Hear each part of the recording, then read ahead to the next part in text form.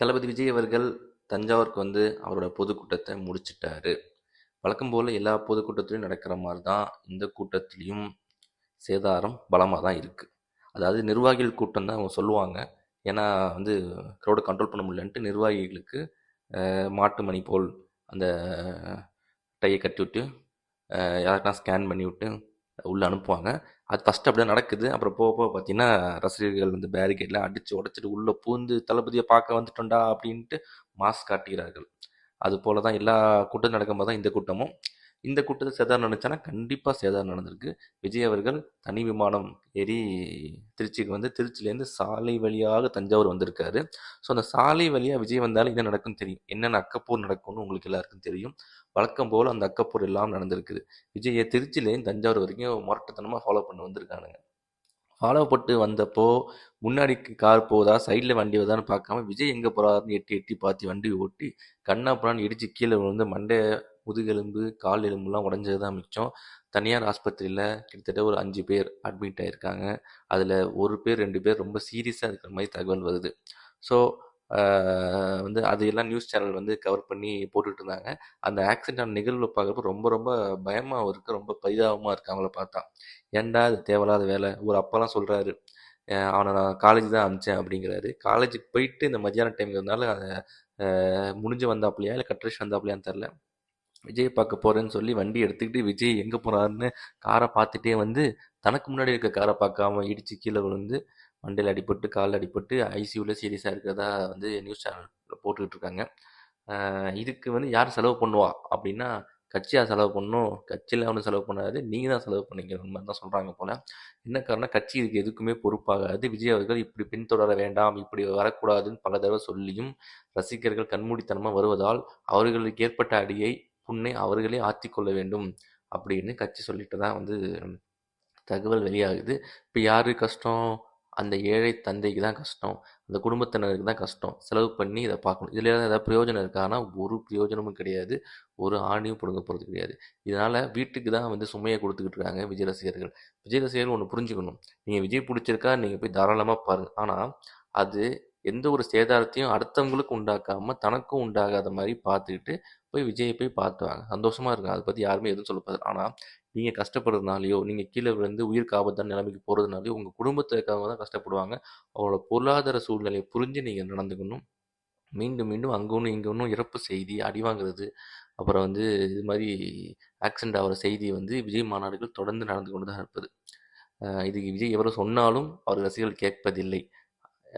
என்ன சொல்கிறது, ஒன்றும் இதை திருத்தவும் முடியாது, மாற்றவும் முடியாது. தானாக உணர்ந்து திருந்தினா தான் உண்டு அங்கிற மாதிரி தான் போயிட்டுருக்கு. விஜயர்கள் வழக்கம் போல் மாநாடுக்கு வந்துட்டார். அந்த பொனந்தினி வேன் இருக்கு இல்லையா, அந்த வேன் மேலே ஏறி நின்று பேச ஆரம்பிச்சிட்டாரு. அதுக்கு முன்னாடி பில்டப்கள் கொடுப்பதற்கு 2 பேர் 3 பேர் வந்து விஜய் பற்றி பில்டப்களை அள்ளி தெளித்து விட்டு போனதுக்கப்புறம் விஜய் வருவார். இதுக்கு முன்னாடி வந்தவங்க வந்து விஜய்க்கு முன்னாடி வந்தவங்க விஜயை பற்றி பில்டப் பண்ணுவாங்க. விஜய் வந்து தன்னைத்தானே பில்டப் பண்ணிப்பார். இது வழக்கமாக நடக்கிறது தான். அதே போல் வந்து இது டெல்டா ஏரியா இல்லையா, தஞ்சாவூர் இல்லையா, களஞ்சியம் இல்லையா, அதனால் பச்சை துண்டை அணிந்து விஜய் வந்து விட்டார். ஏறி நின்று வசனங்கள் பேச ஆரம்பிச்சிட்டாரு. வழக்கம் போல் அந்த இன்னிசை பாடி வரும் அப்படிங்கிற மாதிரி எல்லாரும் அந்த மியூசிக்கு அந்த இது பண்ணுவாங்க இல்லையா, அப்போ வந்து எவ்வளோ பெரிய ஒரு பேட் மாதிரி வச்சுக்கிட்டு ஒயிட் ஷீட் வச்சுட்டு பாடுவாங்களே, அது மாதிரி பேட் எடுத்து வச்சுட்டு ஒயிட் ஷீட்லாம் எடுத்து வச்சுட்டு ரெடியாக இருந்துட்டாங்க. அதை பார்த்து பார்த்து விஜய் படிக்க ஆரம்பிச்சார். கொஞ்சம் நேரம் கொஞ்சம் தூரமாக இருந்தாலும் எட்டி எட்டி பார்க்குறது கஷ்டமாக இருக்குன்னு சொல்லி கையிலே மடித்து கையில் வச்சுட்டு பேச ஆரம்பித்தார் விஜய். வழக்கம் போல் வந்து என்னென்னா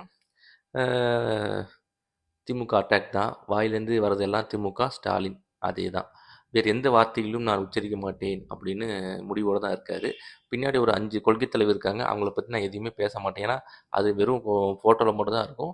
என் வாயிலேருந்து அவங்க பேரே வராதுன்ட்டு அந்த கொள்கை தலைவர்கள் பற்றி எந்த ஒரு மேற்கோள் காட்டுவதும் அவர்களோட உயர்ந்த குணங்களை பற்றியும் அவர் என்ன செஞ்சுருக்காங்கங்கிறத பற்றியும் நம்ம அது மாதிரி நடந்துக்கணும் அப்படின்னு பற்றி எந்த ஒரு நல்வழிகளையும் தனது ரசிகர்களுக்கோ தொண்டர்களுக்கோ விஜய் காட்டுவதில்லை. அவர்களை ஃபோட்டோவில் மட்டும் வைத்துக்கொண்டு மேடை ஏறி சுயபெருமை பேசுவது மட்டுமே விஜயின் நோக்கமாக இருக்குது. அதே போல் விஜய் அவர்கள் வந்து சுயபெருமை ஆரம்பித்து விட்டார். ஆரம்பித்து ஒன்றும் இல்லை, தமிழ்நாடுக்கும் அவருக்கும் தான் கனெக்ஷன் இருக்குது. இன்னும் தமிழ்நாடு விசஸ் ஸ்டாலின் என்றும் தாவேக்கா விசஸ் ஸ்டாலின் என்றும் தனக்கும் ஸ்டாலினுக்கு மட்டும்தான் போட்டி, வேறு யாருக்கும் போட்டி இல்லை அப்படிங்கிறத இவர் மட்டுமே பைத்தியம் போல் மாற்றி மறுபடியும் மறுபடியும் மறுபடியும் மறுபடியும் மறுபடியும் சொல்லிக்கிட்டே இருப்பதால் மக்கள் மத்தியில் ரிஜிஸ்டர் பண்ணுறார். அதாவது இவர் வந்து மக்கள்கிட்ட போய் ரிஜிஸ்டர் பண்ணுறாராம். என்னன்னா வந்து எனக்கும் ஸ்டாலின் தான் போட்டி. உடனே மக்கள் வந்து என்ன பண்ணிடுவாங்கன்னா, டிஎம்கே வந்து சரியில்லை, இதுக்கு மாற்று விஜய் தான் அப்படின்னு விஜய்க்கு ஓட்டு போட்டுருவாங்க அப்படின்னு பின்னாடி ஜான் ஆரோக்கியசாமி அவர்கள் ஸ்ட்ராட்டஜி போட்டு, நீங்கள் தலைவரே நீங்கள் சொல்லுங்கள் தலைவரே, நீங்கள் இதையே சொல்லிட்டு இருங்க, பைத்தியம் மாதிரி இதே சொல்லிட்டு இருங்க தலைவரே, நம்ம அடிக்கிற அடியில் நம்ம சொல்கிற சொல்லல எலெக்ஷன் முடியுதுன்னு அவன் மண்டைக்குள்ளே போய் இறங்கிடணும் நம்ம சொல்கிறது அப்படிங்கிற மாதிரி, நல்லா மண்டைக்குள்ளே இறங்குற மாதிரி இதையே ஒவ்வொரு எலெக்ஷன்லையும் 10 டைம் சொல்லிக்கிட்டு இருக்காரு. சாரி, ஒவ்வொரு கூட்டத்திலையும் 10 டைம் சொல்லிக்கிட்டு இருக்காரு. அதே போல் கூட்டம் முடிகிறப்போ உறுதிமொழி, நான் ஓட்டை விற்க மாட்டேன்னு உறுதிமொழி வந்து எடுத்துக்கிட்டு இருக்காரு. பார்ப்போம் தாவேக்கா அவர்கள் எலெக்ஷன் டைமில் காசு கொடுக்குறாங்களா இல்லையாங்கிறத நம்ம பார்க்கணும். இவர் வந்து ஓட்டை விற்க மாட்டேன், நேர்மையாக இருப்பேங்கிற மாதிரி உறுதிமொழி இருக்கிறார் இல்லையா, ஓட்டுக்கு காசு தாவேக்கா கொடுக்குமா கொடுக்காதான்னு எலெக்ஷன் டைமில் தரும். எனக்கு தெரிஞ்சு கண்டிப்பாக கொடுக்க வாய்ப்பு இருக்குது. ஆனால் இவர் இப்படி பீட்டு விட்டுக்கிட்டு இருக்கார் இல்லையா, என்ன நடக்குதுன்னு பார்ப்போம். அதே போல் என்ன விஜய் ஸ்பீச்சில் என்ன இருந்துச்சுன்னா, வழக்கம் போல் உப்பு சப்பு இல்லாத ஒரு ஸ்பீச் தான். ஒன்றும் பெருசான அதில் இல்லை. பார்த்தீங்கன்னா வந்து இவரோட விஷன், அதாவது இவரோட தொலைநோக்கு பார்வை என்ன அப்படின்னா, ஒரு 2 3 சொல்லியிருந்தாரு. அது கேட்டீங்கன்னா அப்படி குபீர்னு சிரிப்பு வந்துடும். அது என்னென்ன அப்படின்னா, ரேஷன் கடையில் 500 குடும்ப அட்டைங்களுக்கு ஒரு ரேஷன் கடை இருக்குமாமா. இவருக்கு என்ன ரேஷன்னா போயிருக்காரா இல்லையான்னு தெரில. ஆல்ரெடி 500 குடும்பங்களுக்கு ஒரு ரேஷன் கடை தான் இருக்குது. கணக்கு போட்டு பார்த்தீங்கன்னா அந்த ரேஞ்செலாம் வச்சுருக்காங்க. கரெக்டாக தான் ரேஷன் கடை போயிட்டுருக்குது. இவர் வந்து ஏதோ ரேஷன் கடையில் அப்படியே கூட்டம்லாம் சேர்ந்து கும்மி அடித்து ஒரே கூட்டம், ஏதோ இவர் மாநாடுக்கு வந்து செத்து போகிறாங்க இல்லையா, அது மாதிரி ரேஷன் கடையில் கூட்டம் அதிகமாகி மக்களுக்கு வந்து வேதனைப்படுறாங்க, அவதிப்படுறாங்க. ரேஷன் பொருட்கள் கிடைப்பதில் தாமதம், கூட்டம் அதிகமாக இருப்பதால் கிடைக்க மாட்டேங்குது அப்படிங்கிற மாதிரி. அதாவது ரேஷன் கடைக்கு போனால் தானே தெரியும், ரேஷன் கடைக்கு போனால் எந்நேரமும் ஃப்ரீயாக தான் கிடக்குது. போனீங்க ஏன்னா அந்தளவுக்கு ரேஷன் கடை வந்து பரவலாக்கப்பட்டுருச்சு. 500ங்கிறது 500க்கு ரேஷன் கடை, 500 அட்டைகளுக்கு ஒரு ரேஷன் கடை அப்படிங்கிற மாதிரி வந்து கொண்டு வந்ததுனால, ஏற்கனவே இருக்கிற நடைமுறையில் இருக்கிறது தான். நீங்கள் எந்நேரம் போனாலுமே ஃப்ரீயாக தான் இருக்கும். ஒரு 2 3 பேர் முன்னாடி பின்னாடி நின்றுட்டு இருப்பாங்க. நம்ம போயிட்டு ஒரு 1/2 மணி நேரத்தில் வாங்கிட்டு வந்துடலாம். அந்தளவுக்கு ஃப்ரீயாக தான் இருக்குது. எங்கேயாவது நீங்கள் ரேஷன் கடையில் கூட்டம் அதிகமாக இருக்குது, அதாவது தட்டுப்பாடு இருக்குது, வாங்க முடியல, ரொம்ப நேரம் ஆக்குறாங்கன்னு ஏதாவது ஒரு நியூஸ் கேள்விப்பட்டீங்கன்னா, அது மட்டும் ஸ்மூத்தாக தான் போயிட்டுருக்கு. இவர் எதுக்கு இப்போ ரேஷன் கடையை பிடிச்சி தொங்குறாருன்னு தெரில. ரேஷன் கடையில் போய் இவர் என்ன சொல்கிறாருன்னா, 500 இதுக்கு ரேஷன் கடைக்கு இவர் வந்து ரேஷன் கடை கொண்டு வராராம், 500 அட்டைதாரர்களுக்கு, 500 குடும்பங்களுக்கு அப்படின்னு இவர் பீடா விட்டுட்ருக்காரு. அதாவது என்ன நடக்குதுன்னு தெரில, இவர் என்ன பண்ண போகிறாருன்னு தெரில, அடிச்சு விட்றதுதாங்கிற மாதிரி இது ஒரு விஷனாமா, இவர் விஷயம் சொல்லிக்கிட்டு இருக்காரு. அடுத்தது பார்த்தீங்க அப்படின்னா, பெண்களுக்கு ரேஷன் கடையில் பெண்களுக்கு பெண்கள் எடுத்து கொடுப்பாங்களாமா, ஆண்களுக்கு ஆண்கள் எடுத்து கொடுக்கலாமா. இது எது இப்போ என்ன இப்போ ஒரு 2 ஜென்ஸ் இருந்து ஆண்கள் பெண்கள் எல்லாத்துக்கும் அவங்க எடுத்து கொடுத்து போகிறாங்க. இதில் என்ன பிரச்சனை? இதில் ஒரு பிரச்சனை ஆகலையே. பெண்களுக்கு பெண்கள் தான் எடுத்து கொடுக்கணும், ஆண்களுக்கு ஆண்கள் தான் எடுத்து கொடுக்கணும். இப்போ என்ன தேவை இருக்குது? அது என்ன, அதோட தேவை என்ன தெரில, எதுக்கு இதை சொன்னார்னு எனக்கும் தெரில. ஓகேவா, இது ஒரு பக்கம். இது ஒரு விஷனாமா. இந்த மானங்கட்ட விஷயம் வச்சு என்ன பண்ணுறது? ஏதாவது பிரயோஜனம் இருக்கா? எங்கேயாவது ஒரு தப்பு நடக்குது, தவறு நடக்குது, அது தவறு சரி பண்ணணும், அது இப்படி கொண்டு வரலாங்கிறது தான் விஷன். நல்லா போயிட்டு இருக்கிறத நான் அப்படி கொண்டு வருவேன், அது நடந்துட்டு இருக்கிறதே நான் சொல்லுவேன்னா அது என்ன விஷன் அது? இது ஒரு சைடு. அடுத்தது பார்த்தீங்க அப்படின்னா, இது மாதிரி இது கடன், விவசாய கடன் இருக்கு இல்லையா, அதை வந்து 5 ஏக்கருக்கு உள்ளே இருந்துச்சுன்னா விவசாய கடன் தள்ளுபடியாமா, 5 ஏக்கர் மேலே பார்த்துட்டு 50% தள்ளுபடியாமா. இதெல்லாம் நல்லா யோசிச்சு பார்த்தீங்கன்னா, தள்ளுபடி பண்ணுறது சாத்தியம் கிடையாது, ரொம்ப கஷ்டம். நிதி நெருக்கடியில் போய் கவர்மெண்ட் விழுந்துடும், அது மறுபடியும் மக்கள் மேலே தான் திணிக்கப்படும். இதில் பாசிபிலிட்டி கம்மி தான் ஒன்று. இன்னொன்று பார்த்தீங்க அப்படின்னா, 5 ஏக்கருக்குள்ளே நீங்கள் வந்து தள்ளுபடி பண்ணுறீங்க அப்படின்னா, நீங்கள் மற்ற விஷயங்களில் வந்து நிறைய காம்பன்சேட் பண்ணுற மாதிரி போயிடும். ஸோ அதெல்லாம் வந்து ரொம்ப கஷ்டம். இன்னொன்று, இவர் வந்து நடவடிக்கை எடுக்கப்படுங்கிறாரு. பண்ணுவேன்னு சொல்ல முடியாது. நல்ல அவரோட இதெல்லாம் கேட்டிங்கன்னா, நல்ல நடவடிக்கை எடுக்கப்படும், அதுக்கான தீர்வு காணப்படும், இப்படி தான் வருது. இப்படிங்கிறப்ப எப்படின்னா, நாளைக்கு கேட்டிங்கன்னா நடவடிக்கை எடுக்கப்படும், பார்ப்போம், பண்ண முடியல அப்படிங்கிற ஒரு மாதிரி சொதப்பல் பதில் தான் இருக்குமே ஒழிய, நான் வந்தால் கண்டிப்பாக செய்வேன் அப்படிங்கிற மாதிரி எந்த ஒரு விஷயமும் இல்லை. நடவடிக்கை எடுக்கப்படும், தீர்க்கப்படும், இப்படி தான் வருது.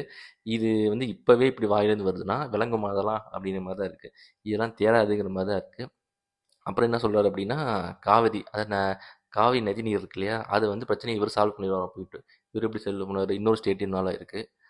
நீங்கள் சிஎம்ஐ சால்வ் பண்ணி கிழிச்சிட்டிங்களா? ஆல்ரெடி காவிரி மேலாண்மை இருந்தால் அவங்களாலேயே ஒன்றும் பண்ண முடியல.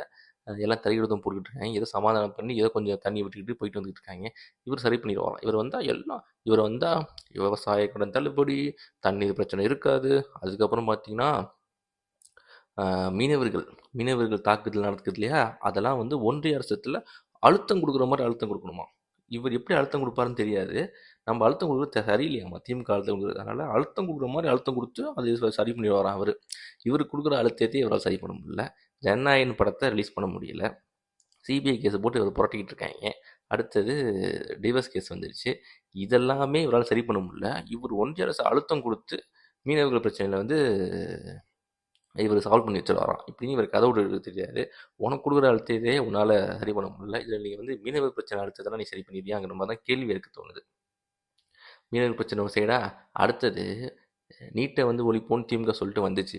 ஆனா, காங்கிரஸ் வந்து ஜெயிக்க முடியாத காரணத்தினால, பிஜேபி இருக்கிறதுனால நீட்ட ஒழிக்க முடியல. ஓகே. அது திமுக ஒத்துக்குச்சு.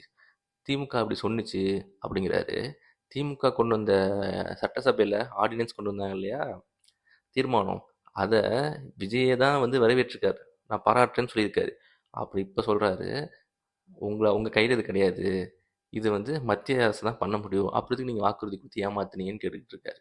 மத்திய அரசு மாறி காங்கிரஸ் வந்துச்சுன்னா தான் திமுக மாத்த முடியும். இல்லாட்டி மாத்த முடியாதுன்னு எல்லாருக்கும் தெரியுமே. ஓகேவா? ஏன் இப்ப அதிமுக தான் கூட்டணியில இருக்கு. பிஜேபி கூட்டணியில இருக்கு. அதிமுகவ மாத்த சொல்ல வேண்டியது தானே! நீட்ட மாத்த சொல்ல வேண்டியது ஈஸியா மாத்திருக்கலாம்ல. மாத்த முடியலன்னு தானே திமுகவுக்கு எல்லாரும் ஓட்டு போட்டாங்க. திமுக நான் மாத்தி தரேன்னு சொல்லுதுல்ல. அது மாரி அதிமுக நீட்ட தூக்குறேன் அப்படின்னு சொல்லுங்க. சொல்ல மாட்டாங்க அதிமுக. ஆனா திமுக சொல்லுதுல்ல நீட்ட தூக்குறேன்னு. காங்கிரஸ் ஆட்சிக்கு வந்துச்சுன்னா, பிஜேபி ஆட்சி கட்டிலேருந்து நகர்த்திட்டாங்க, வெளியேற்றம் பண்ணிட்டாங்க அப்படின்னா, அவங்க சொன்ன மாரி நீட்ட தூக்குறேன்னு சொல்லியிருக்காங்க. அப்படி தூக்கலன்னா நீங்க கேட்குற கேள்விக்கு கரெக்ட்டு. நீங்க கேட்குற கேள்வி கரெக்ட்ன்னு ஒத்துக்கலாம். காங்கிரஸ் தான் ஆட்சிக்கே வரலையே! வந்தா தானே மாத்த முடியும். ஸோ அது பண்ண முடியலன்னு தான் திமுக ஒத்துக்குச்சுல்ல. அப்புறம் இதுல என்ன இருக்கு? ஆ? இதெல்லாம் ஒரு கேள்வின்ட்டு அவரு கேட்டு உட்காந்துருக்காரு. வழக்கம் போல் அ டயலாக் ரைமிங், டைமிங் டயலாக்கால பல டயலாக் அடிச்சு விட்டு, அ என்ன பண்ணியிருக்காரு, ரசிகர்களை பூஸ்ட் பண்ணி, நம்பிக்கையா இருங்க. கான்ஃபிடென்ட் தான் கான்ஃபிடென்ட்டா இருங்க. ஆட்சி நமதே, நாளை நமதே அப்படிங்கிற மாரி டயலாக் அடிச்சு விட்டு, கடைசியில வந்த ரசிகர்கள் வந்து ஏமாந்துறக்கூடாதுன்னு, கடைசியில ஒரு 2 நிமிஷம் உறுதிமொழி, அப்புறம் வந்து அந்த பூஸ்ட் பண்ணி, நம்ம ஜெயிக்க போறோங்கிற ஒரு இல்யூஷன கிரியேட் பண்ணி வரவங்கலாம் அப்படியே என்ன சொல்றது, கண்டிப்பா நம்ம தான்டா, நம்ம தான் அப்படின்ட்டு ஒரு இத கிரியேட் பண்ணுவாங்கல்ல ஹைப்ப. அந்த இல்யூஷன கிரியேட் பண்ணி விட்டுருக்காரு. அது எல்லா மாநிலத்திலயும் பண்றது தான் அவரு.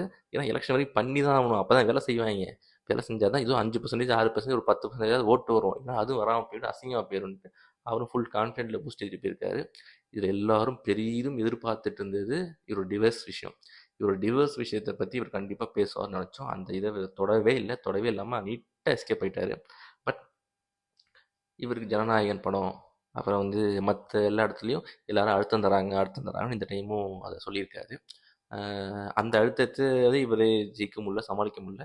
இவர் மத்திய அரசுக்கு அழுத்தம் குடுத்து, வெளியுறவு சம்மந்தப்பட்ட விஷயங்கள், அதாவது மீனவர்கள் தாக்குறது, அடுத்த கண்ட்ரி, அடுத்த ஸ்டேட்லாம் வந்து இவர் வந்து அந்த அழுத்தத்த வந்து இவர் குடுத்து சரி செஞ்சிருக்கேங்கிறாரு.